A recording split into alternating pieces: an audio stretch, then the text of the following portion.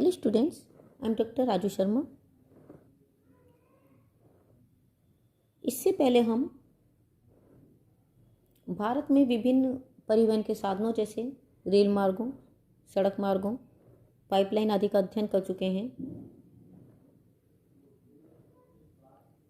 भारत में इनके साथ साथ आंतरिक जल मार्गों का भी विशेष महत्व है। रेल मार्गों के विकास से पहले देश में भारी यातायात के लिए आंतरिक जल मार्गों का ही प्रयोग किया जाता था। उत्तरी भारत में गंगा व ब्रह्मपुत्र और दक्षिणी भारत में गोदावरी, कृष्णा और कावेरी नदियों द्वारा जल परिवहन का कार्य किया जाता था। रेल मार्गों का निर्माण होने पर आंतरिक जल परिवहन का महत्व कुछ घट गया, जिसके कई कारण थे। जैसे नौकाओं की अपेक्षा रेलें शीघ्रगामी हैं, रेलें अधिक सुरक्षित साधन हैं। नौका परिवहन की अपेक्षा महंगा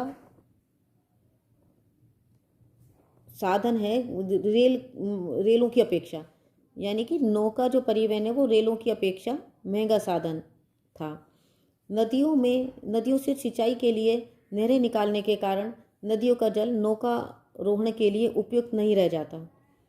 नदियों की तली में मिट्टी के जमने से वो नौका रोहण योग्य नहीं रह जाती। रेलों के निर्माण के बाद सरकार ने जल परिवहन के विकास में कम रुचि कर दी थी, लेकिन वर्तमान समय में सरकार ने पुनः आंतरिक जल परिवहन का जो महत्व है उसको स्वीकार किया है। यह परिवहन का सबसे सस्ता साधन है और इसके लिए इसका जो रख रखाव की भी जो आवश्यकता कोई खास नहीं है। इसके रख रखाव की आवश्यकता खनिज पदार्थों और अन्य भारी और सस्ते पदार्थों के परिवहन के लिए ये सर्वोत्तम साधन है। आंतरिक जल परिवहन के विकास के लिए केंद्रीय आंतरिक जल परिवहन निगम और निदेशालय की स्थापना की गई है। भारत में नौकारोहण योग्य जो नदियां हैं वो प्रमुख हैं गंगा व ब्रह्मपुत्र और इसकी सहायक नदियां गोदावरी, कृष्णा, महानदी, नर्मदा, ताप्ती, मांडवी, जुआरी नदियां और सुंदरवन की ज्वारीय नदियां। नौकारोहण के योग्य जो नहरें हैं वो हैं केरल की नहरें, बकिंघम नहर जो कि आंध्र प्रदेश की है, तमिलनाडु कंबजुआ नहर आदि। गंगा व ब्रह्मपुत्र और इसकी सहायक नदियां प्रमुख आंतरिक जलमार्ग प्रदान करती हैं। इन नदियों के पर्वतीय खंड में लकड़ी के लट्ठों का परिवहन किया जाता है। गंगा नदी पर इलाहाबाद से कोलकाता तक राष्ट्रीय जलमार्ग घोषित किया गया है। गंगा पर गाजीपुर से पटना के मध्य स्टीमर सेवाएं चालू हैं। भागीरथी नदी पर फरक्का बांध बनने से हुगली व भागीरथी नदियां नौ परिवहन के लिए उपयोगी हो गई हैं। यमुना नदी छोटी नावों के लिए उपयुक्त है। आगरा से इलाहाबाद के मध्य ये स्टीमर चलाने योग्य है। गंगा गोमती संगम से लेकर लखनऊ तक घाघरा में कटनिया घाट तक तथा गंडक में गोरखपुर तक नावें चलाई जाती हैं। ऊपरी गंग नहर, निचली गंग नहर, सोन नहर, मिदनापुर नहर और कोलकाता नहर भी नौकारोहण योग्य हैं। दामोदर और उसकी सहायक नदियां वर्षा ऋतु में नौकारोहण योग्य होती हैं। ब्रह्मपुत्र और उसकी सहायक नदियां 1770 किलोमीटर लंबाई में नौ परिवहन के योग्य हैं। कोलकाता व असम के मध्य चावल, बांस, जूट व चाय के परिवहन में बहुत उपयोगी हैं। सादिया धुबरी के बीच राष्ट्रीय आंतरिक जलमार्ग घोषित किया गया है। ब्रह्मपुत्र के मुहाने से लेकर डिब्रूगढ़ तक 1384 किलोमीटर लंबाई में स्टीमर तथा सादिया तक नावें चलती हैं। असम में ब्रह्मपुत्र ही वन, खनिज और कृषि संसाधनों के परिवहन का एकमात्र साधन है। दक्षिणी भारत में महानदी गोदावरी, कृष्णा, कावेरी और इसकी सहायक नदियाँ और नहरें नौ परिवहन के लिए उपयुक्त हैं। ये सभी नदियाँ प्राय मौसमी हैं और पठारी, असमतल जो धरातल है उस पर बहने के कारण घुमावदार मार्ग से बहती हैं, इसलिए केवल डेल्टाई भागों में ही ये परिवहन योग्य हैं। महानदी वर्षा ऋतु में मुहाने से संबलपुर तक नौ परिवहन के योग्य है। शुष्क ऋतु में यह केवल धौलपुर तक ही परिवहन योग्य है। गोदावरी व कृष्णा नदियों के मुहाने के निकट जलमार्ग विकसित हुए हैं। गोदावरी के मुहाने से 300 किलोमीटर भीतर तक नावें चलाई जाती हैं।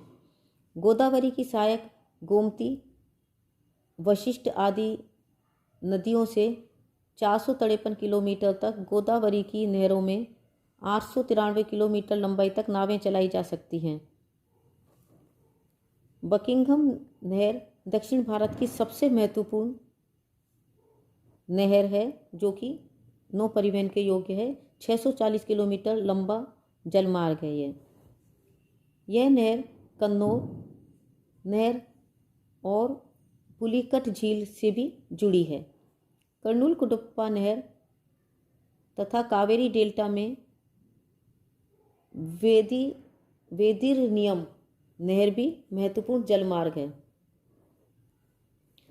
महाराष्ट्र के तटीय भागों में अनेक ज्वारीय नदियाँ व संकरी खाड़ियों में परिवहन होता है।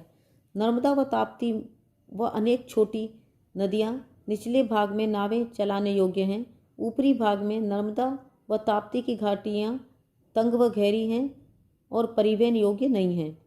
गोवा में मांडवी और जुआरी, कर्नाटक में काली, गोंगवाली, अधनशिनी और शरावती नदियाँ नाव चलाने योग्य हैं। केरल की अनेक छोटी नदियाँ भी नाव चलाने योग्य हैं। वेम्बनाड झील और पश्चिमी तटीय नहर केरल के प्रमुख जलमार्ग हैं। सरकार ने 5 जलमार्गों को राष्ट्रीय जलमार्ग का दर्जा दिया है, जो हैं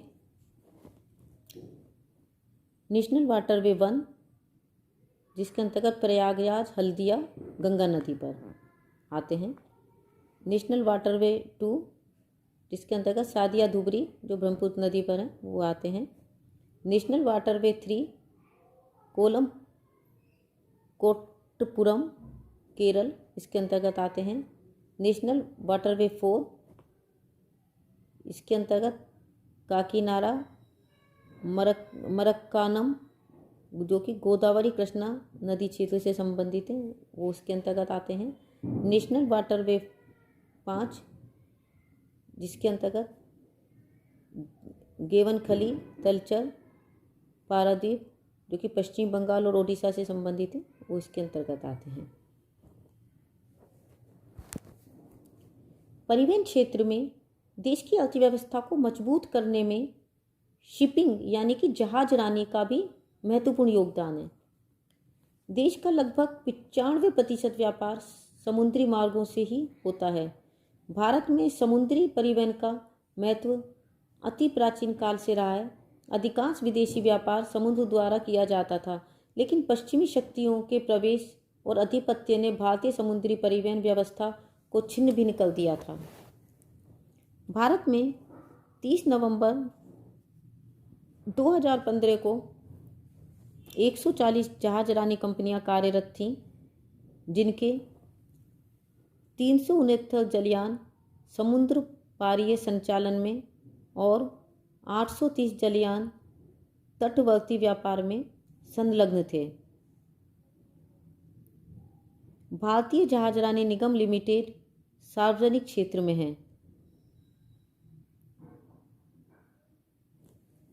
इसके पास 79 जहाज हैं। अंतर्देशीय परिवहन में तटवर्ती जहाजरानी का महत्व अधिक है, क्योंकि यह कम व्ययपूर्ण, त्वरित और प्रदूषण मुक्त साधन है। देश में उद्योगों और व्यापार के विकास में इसका महत्वपूर्ण योगदान है। यातायात के साधनों में वायु परिवहन सर्वाधिक आधुनिक और तीव्रगामी साधन है। युद्ध, बाढ़, महामारी, अकाल, दुर्गम और अगम्य क्षेत्रों में वायु परिवहन की महत्वपूर्ण भूमिका है। देश में वायु परिवहन का विकास 1911 से आरंभ हुआ, जब प्रयागराज से नैनी तक वायुयान द्वारा प्रथम डाक ले जाई गई थी। 1932 में टाटा द्वारा चेन्नई से कराची के लिए प्रति सप्ताह वायु परिवहन सेवा चालू की गई।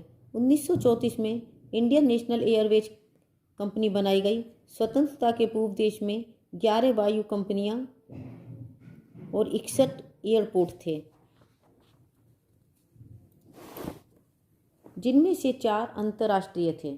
1953 में वायु परिवहन का राष्ट्रीयकरण करते हुए सभी विमान कंपनियों को 2 निगमों के अंतर्गत रखा गया। इंडियन एयरलाइंस, जो कि आंतरिक और पड़ोसी देशों के परिवहन हेतु था, और दूसरा एयर इंडिया, जो कि इंटरनेशनल यानी कि सुदूर अंतर्राष्ट्रीय देशों से परिवहन हेतु था। इस समय देश में 3 प्रकार की वायु सेवाएं हैं: air India limited, Pawan Hans helicopters और निजी वायु सेवाएं। विगत वर्षों में भारत में उड्डयन उद्योग में तीव्र गति से विकास हुआ है। एयरपोर्ट पर मूलभूत सुविधाओं की बढ़ती हुई मांगों को पूरा करने के उद्देश्य से 35 गैर महानगरीय एयरपोर्ट को विकसित करने और आधुनिक बनाने का निश्चय किया गया है, जिनमें विश्व स्तरीय सुविधाएं उपलब्ध होंगी। ये पोर्ट हैं अहमदाबाद, अमृतसर, गुवाहाटी, जयपुर, उदयपुर, तिरुवनंतपुरम, लखनऊ, गोवा, मदुरई, मंगलौर, अगाती, औरंगाबाद, खजुराहो, राजकोट, बड़ोदरा, भोपाल, इंदौर, नागपुर, तिरुचिरापल्ली, विशाखापट्टनम, भुवनेश्वर, कोयम्बटूर, पटना, पोर्ट ब्लेयर, वाराणसी, अगरतला, देहरादून, इम्फाल, रांची, रायपुर, आगरा, चंडीगढ़, दीमापुर, जम्मू और पुणे।